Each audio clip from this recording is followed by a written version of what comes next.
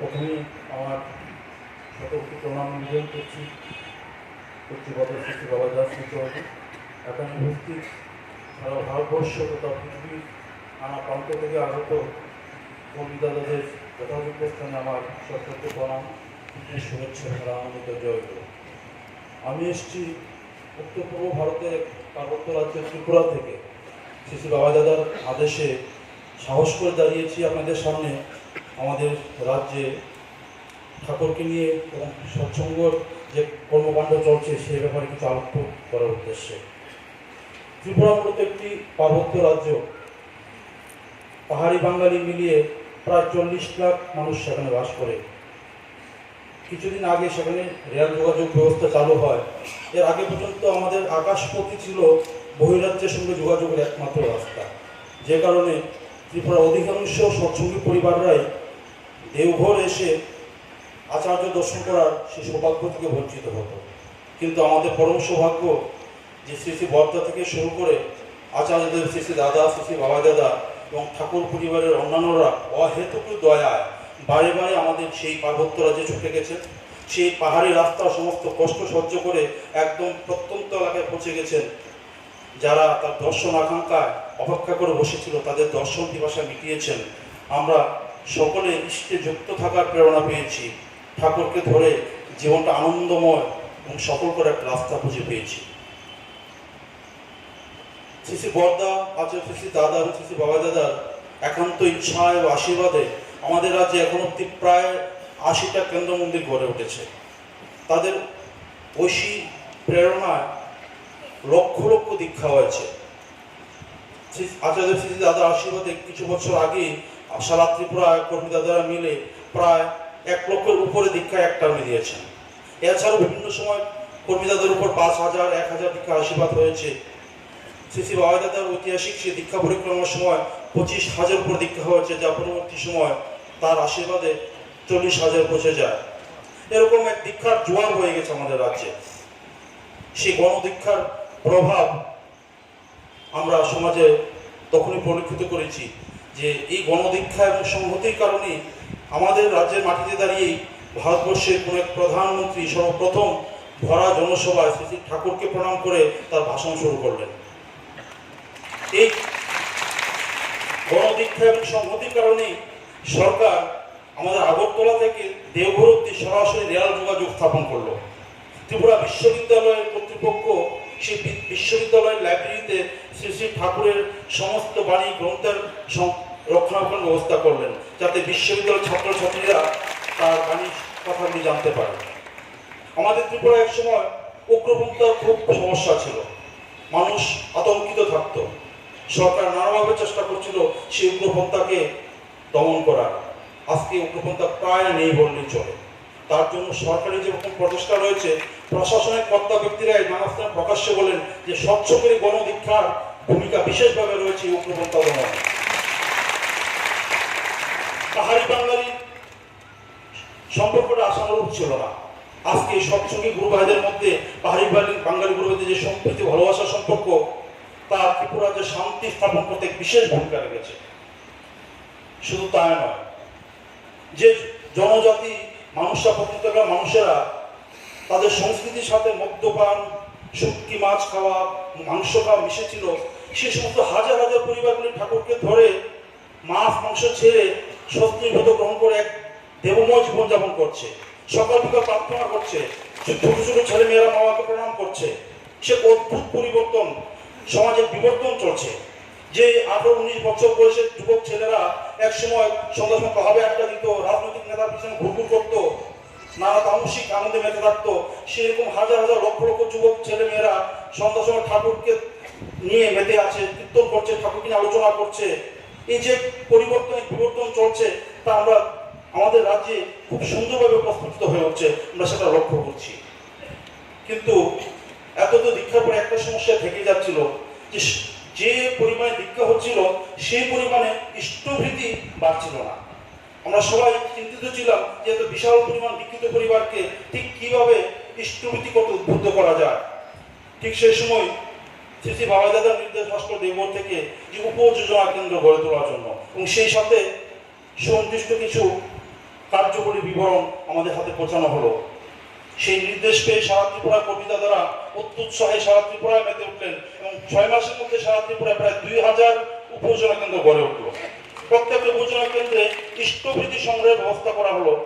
শুধু সামান্য পদক্ষেপই দেখা গেল যে 5-6 মাসের মধ্যে প্রায় 25 থেকে 30% ইষ্টভৃতি পরিমাণ বেড়ে গেল শুধু এই উপজেলা কেন্দ্র গঠন করার পরেই। প্রত্যেকটা মন্দিরের অন্তর্গত উপজেলা কেন্দ্র, সেই কেন্দ্রগুলিতে কর্মীর সংখ্যা বেড়ে গেল। যারা আগে ঠাকুরের কাজ করে প্রেরণা পেত না, নিজেকে গুরুত্বহীন মনে করতে, দেখা গেল যে উপজেলা কেন্দ্র দায়িত্ব দেওয়ার পর সে নিজের দায়িত্বে কাজ করতে শুরু করলো। এর মধ্যে আমাদের রাজ্যে অনুষ্ঠিত হয়ে গেল গত বছর ডিসেম্বরে ত্রিপুরা রাজ্যিক উৎসব। সে উৎসব ত্রিপুরার ইতিহাসে স্বর্ণাক্ষরে লেখা থাকবে এই কারণে যে এই উৎসবে পরম পূজ্যপদ আচার্যদের শ্রী দাদা, পূজ্যপদ শ্রী বাবা দাদা এবং পূজনীয় শ্রী অভিন দাদা ঠাকুরের 3 পুরুষ একসাথে আমাদের রাজ্যের মাটিতে তাদের চরণগুলি দিয়েছেন। সেটা আমাদের জন্মান্তরের সৌভাগ্য, আমাদের ত্রিপুরা রাজ্যকে ধন্য করেছেন। শুধু তাই নয়, সেই উৎসব এত আড়ম্বর সহকারে হয়েছিল, এত বিশাল হয়েছিল যে জনমানুষের তার চর্চা হতে লাগলো এবং সেই উৎসব প্রত্যেকটা খুঁটি নাটি ব্যাপার একমাত্র শ্রী বাবা দাদার মস্তিষ্ক বসত ছিল, ওনার ইচ্ছা ছিল এবং আমরা শুধু তার ইচ্ছাগুলিকে বাস্তব রূপায়িত করে গেছি, কাজ করে গেছি। আমাদের কোনো বুদ্ধি, আমাদের কোনো ব্রেন সে উৎসবে আমরা লাগাইনি। তিনি যা বলেছেন সেটাই করে যেতে চেষ্টা করছি আমরা সবাই মিলে। তার ফলশ্রুতিতে এই উৎসব হলো। তিনি বলেছিলেন যে সেই উৎসব যাতে উপজেলা কেন্দ্র ভিত্তিক হয়, সে উৎসবের দীক্ষার্থী সংগ্রহের কাজ, অর্ঘ্য সংগ্রহের কাজ, স্বেচ্ছাসেবকের কাজ, সমস্ত কাজ আমরা উপজেলা কেন্দ্রগুলির মধ্যে ভাগ করে দিয়েছিলাম। দেখা গেল সেই প্রত্যেকটা উপজেলা কেন্দ্রের দাদারা, মায়েরা প্রবল উৎসাহে সে উৎসবের কাজে লেগে গেল। বিশেষ করে মায়েরা সে উৎসবে এমন এক ভূমিকা রেখেছিল, সেটা ইতিহাস হয়ে গেল যে মায়েরা এমনভাবে ঠাকুরের কাজে যাজনে বেরিয়ে পড়বে তা আমরা কোনো আশাই করিনি। প্রত্যেকদিন দুপুরে খাওয়া দাওয়ার পর মায়েরা তাদের 4-5 মিলে ঘরে ঘরে যাজন করতে শুরু করলো। দীক্ষা যে টার্গেট দেওয়া হয়েছিল দেখা গেল খুব সহজ হয়ে গেল, বিশেষ করে এই মায়েদের যাজনের কারণে। সে উৎসব শেষ হওয়ার পর কিছুদিন পরেই শ্রী বাবা দাদা নির্দেশ পাঠালেন যিনি ত্রিপুরায় আসবেন প্রত্যেক উপজেলা কেন্দ্রের দায়িত্বপ্রাপ্ত কর্মীদের সাথে উনি মিটিং করবেন। তো তার আগে আমাদের কিছু হোমওয়ার্ক দেওয়া হলো। আমরা উপজেলা কেন্দ্রে যারা দায়িত্বে ছিলাম, আমাদের এই উপজেলা কেন্দ্রের অন্তর্গত সমস্ত পরিবারগুলিকে ডোর টু ডোর সার্ভে করেছি। যারা যায় ঠাকুরের দীক্ষিত প্রত্যেকটা পরিবারকে একটা রেজিস্টার মধ্যে নথিভুক্ত করেছি। সেই পরিবারের কর্তার নাম, তার ফ্যামিলি কোড নাম্বার যদি থাকে family code number, mobile number, পরিবারের কজন দীক্ষিত নয়, কারা ইষ্টভৃতি করে, কারা করে না, কজন সস্তনী, সমস্ত কিছু একটা রেজিস্টার আমরা নথিভুক্ত করি। প্রায় 1 মাসের মধ্যে সমস্ত উপজেলা কেন্দ্রগুলিতে এই রেজিস্টার কমপ্লিট করে তার সংশ্লিষ্ট মন্দিরে জমা দেওয়া হয়। তখন সেই মন্দিরে সমস্ত এই রেজিস্টার মিলে একটা কম্পাইল রিপোর্ট বানানো হয় সেই মন্দিরের অন্তর্গত সৎসঙ্গী পরিবারগুলিকে নিয়ে। ইতিমধ্যে সেই কাজ শেষ হওয়ার পরই শ্রী শ্রী বাবা দাদা ত্রিপুরা আগমন করলেন গত এপ্রিলের 28 তারিখ। শুধু এই রিপোর্টই নয়, আমাদের নির্দেশ হয়েছিল যে মন্দির পরিচালনাগত কোনো সমস্যা থাকলে, জমি সংক্রান্ত সমস্যা থাকলে সেগুলির জন্য আলাদা করে একটা রিপোর্ট বানানো হয়, সেটার সেই উপজেলা কেন্দ্রের রিপোর্টের পাশাপাশি শ্রী শ্রী বাবাদের নির্দেশ দিলেন যে মিটিং হবে কোনো কমিউনিটি হল বা টাউন হলে, কোনো মন্দিরে মিটিং হবে না এবং 6-7টা মন্দির মিলে এক জায়গায় মিটিং হবে। সেই অনুযায়ী আমরা সারা ত্রিপুরাতে 12টা টাউন হল বা কমিউনিটি হলে মিটিংয়ের ব্যবস্থা করি। প্রত্যেকটা মিটিংয়ে তার পার্শ্ববর্তী 6-7টা কি 8টা মন্দিরের অন্তর্ভুক্ত সমস্ত উপজেলা কেন্দ্রের দায়িত্বপ্রাপ্ত দাদাদের আমন্ত্রণ জানানো হয়। আরেকটা নির্দেশ ছিল আমাদের উপর যে শ্রী শ্রী বাবা দাদার এই যে আগমন এবং এই যে কর্মকাণ্ড তার কোনো ব্যাপারে কোনো কিছু যাতে কোনো সোশ্যাল মিডিয়াতে প্রকাশ না করা হয়। আমরা ঘরে ঘরে প্রত্যেক উপজেলা কেন্দ্রে দাদাদের অনুরোধ করছি যে দেখা গেছে তার সেই নির্দেশটা আমরা কাটাকাটে পালন করতে পেরেছি তার একান্ত আশীর্বাদে। তার এই পরিক্রমাকালীন কোনো কিছু সোশ্যাল মিডিয়াতে প্রকাশ হয়নি।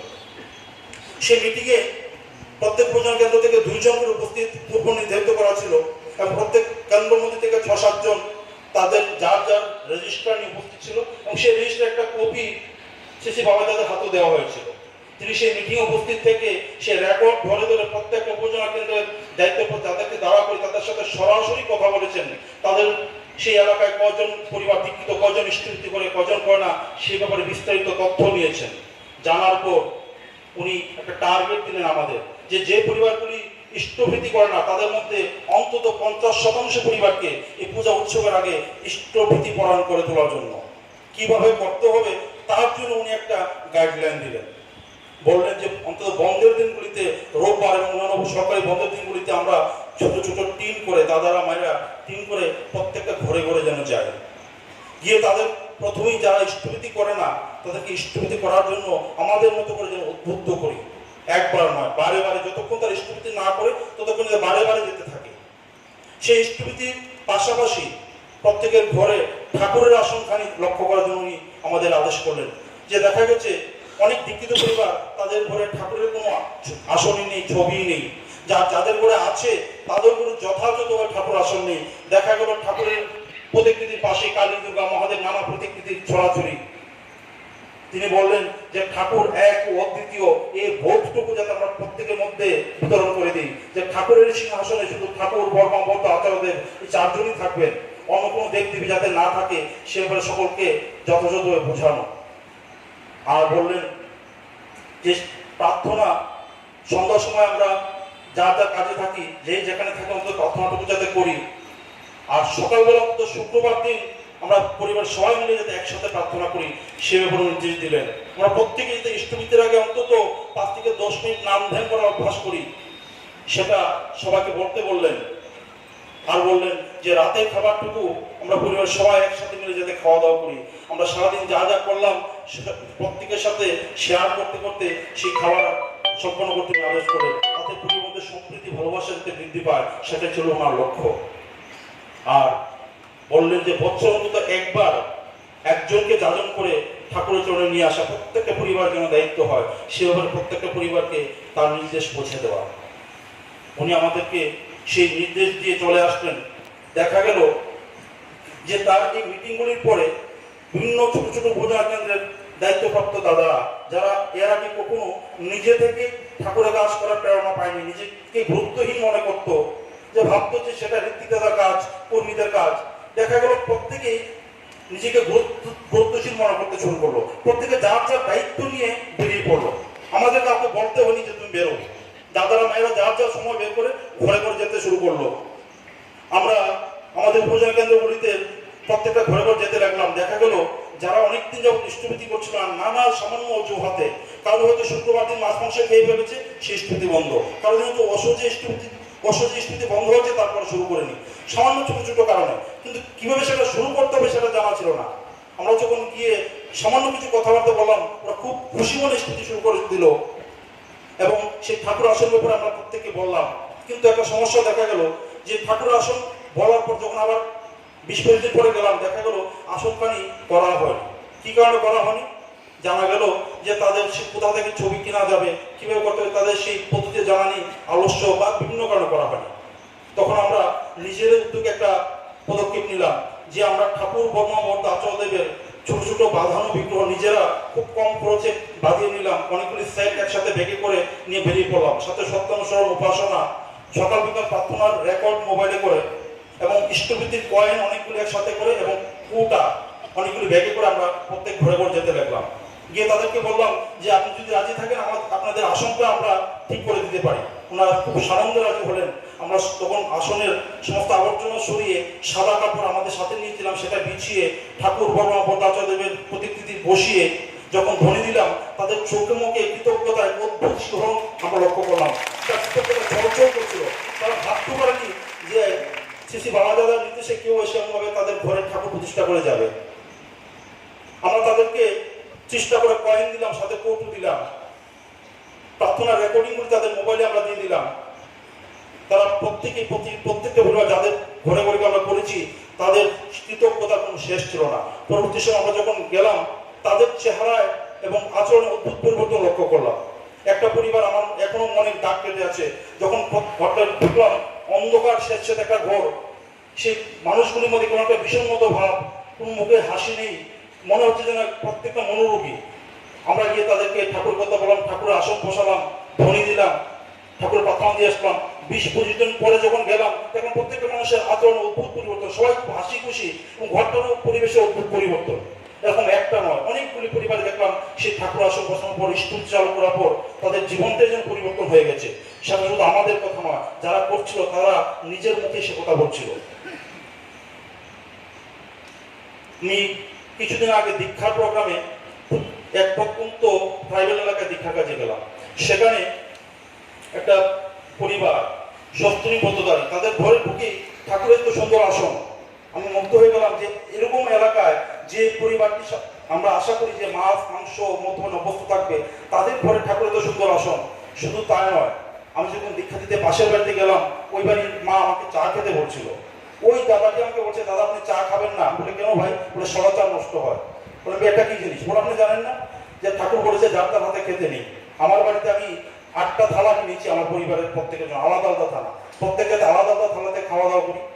যারা অতিথি আসে তাদের জন্য আলাদা থালা কিনেছি, 2টো গামছা কিনেছি, আলাদা আলাদা বেডশিট কিনেছি। এই যে সদাচারের কালচার এরকম পরিবারগুলিতে ঢুকে যাচ্ছে ঠাকুরকে ধরে। ঠাকুর যে চেয়েছিলেন এই কৃষ্টি এই আচার প্রত্যেকটা পরিবার ঢুকে যাচ্ছে, সেটা একটা বিবর্তন আমরা ত্রিপুরা সেটা লক্ষ্য করছি। এবং তা হয়েছে সেই উপজেলা কেন্দ্রগুলিকে অ্যাক্টিভেট করার মাধ্যমে। সেই উপজেলা কেন্দ্রগুলিকে কেন্দ্র করে মানুষ সেই ইষ্টবিধিগুলি তার নিজের খুব সহজে কাছে দিতে পারছে। এবং খুব আশ্চর্যের ব্যাপার যে সিসি বাবাতে আসার পর আমরা অন্যান্য যখন ইষ্ট নির্দেশ আসে সারা ত্রিপুরা একটা মুভমেন্ট করা হয়। আগরতলা থেকে কর্মী দাদারা সারা ত্রিপুরায় গিয়ে সবাইকে একটা প্রসাদ দেন যে আপনারা এই করেন সেই করেন। কিন্তু এবার এমন কিছু করা হয়নি, যার যা মতো করেছে। যখন আসার আগে রিপোর্ট নেওয়া হলো, দেখা গেল সারা ত্রিপুরায় প্রত্যেক উপজেলা কেন্দ্রে প্রায় 50% ইষ্টবিধি বেড়ে গেছে। আমাদের কোনো প্রচেষ্টা ছাড়াই যে যার মতো করে করছে, তাতে 50% ইষ্টবিধি বেড়ে গেছে। এবং আমাদের আশা এবার যদি চলতে থাকে, আগামী নববর্ষের মধ্যে অন্তত 100% ইষ্টবিধি করা খুব একটা কঠিন ব্যাপার হবে না আমাদের ত্রিপুরা রাজ্যে, যদি আমরা লেগে থাকি। অন্তত কঠিন একটা কাজকে খুব সহজভাবে সিসি বাবাদের করে দিলেন তার একান্ত আশীর্বাদে। কাজটা খুব একটা সহজ ছিল না। এতগুলি মানুষকে অর্গানাইজ করে মিটিং করা, তাদেরকে উদ্বুদ্ধ করা এবং তাদেরকে সেই কর্মযুক্ত করা খুব কঠিন একটা কাজ ছিল। কিন্তু তার সম্ভব হয়েছে তার একান্ত ইচ্ছা এবং আমাদের রাজি থাকার কারণে। আমরা সম্মতিপূর্ণভাবে তার সেই কাজটাকে বাস্তবে রূপায়িত করার জন্য রাজি ছিলাম। আমরা আমাদের মতো করে তার ইচ্ছাকে বাস্তবে রূপ দেওয়ার জন্য করেছি সামান্য সামান্য, তাতেই এতটুকু পরিবর্তন। যদি আমরা সম্পূর্ণরূপে তার হয়ে উঠি, তার কথাকেই জীবনে মুখ্য করে ধরে নিই, তাহলে আমাদের ত্রিপুরা রাজ্য যে সর্বরাজ্যে পরিণত হবে না, হবে তার কোনো সন্দেহ নেই। আমি আর দীর্ঘায়িত করছি না। আপনারা সবাই ঠাকুরদের সুস্থ থাকুন, আনন্দ থাকুন, এই প্রাথমিক আলোচনা এখানে যাচ্ছে। জয় গুরু।